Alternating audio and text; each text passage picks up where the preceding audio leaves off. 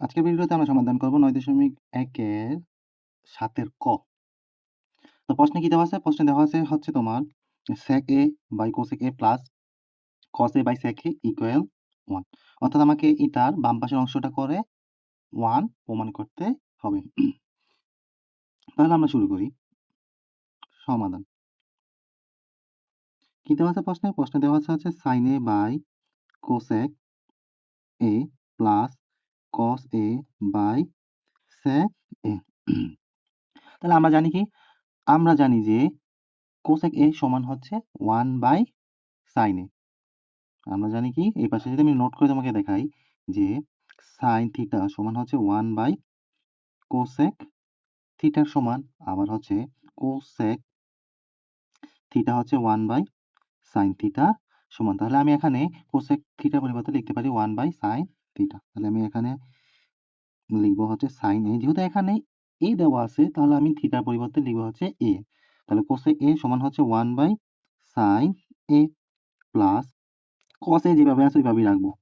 আর কি জানি? আর জানি যে sec a সমান হচ্ছে 1/cos a।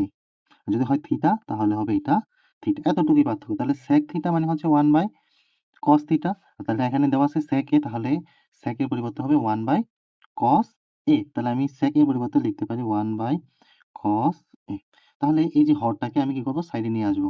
মেইন ভাগচিহ্ন কোনটা? মেইন ভাগকন্তক চিহ্ন হচ্ছে এইটা। মেইন ভাগচিহ্ন হচ্ছে এইটা। এই নিচেরটা কি?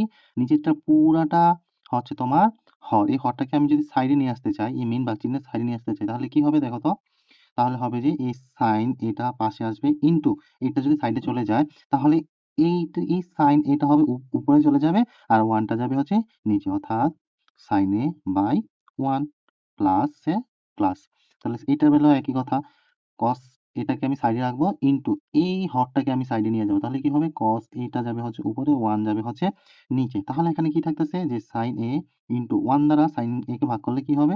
sin a plus cos a into cos a কে 1 দ্বারা ভাগ করলে কি হবে? cos a হবে। তাহলে দেখো তো এখানে cos a গুণ করলে কি হয়? cos a গুণ করলে হয় সরি sin a গুণ করলে কি হয়? sin square a। আর হচ্ছে তোমার cos a গুণ করলে কি হয়? cos square a। তাহলে আমরা কি জানি? আমরা জানি হচ্ছে sin square theta plus cos square theta equal 1। তাই আমি sin square a plus cos square a equal কত লিখতে পারি? 1। তাহলে এইটাই হচ্ছে আমাদের প্রমাণ। এই যে প্রশ্নে বলছিল এটা ইকুয়াল হচ্ছে 1, তাহলে আমি এইটা সমাধান করে এটা রেজাল্ট পাইছিও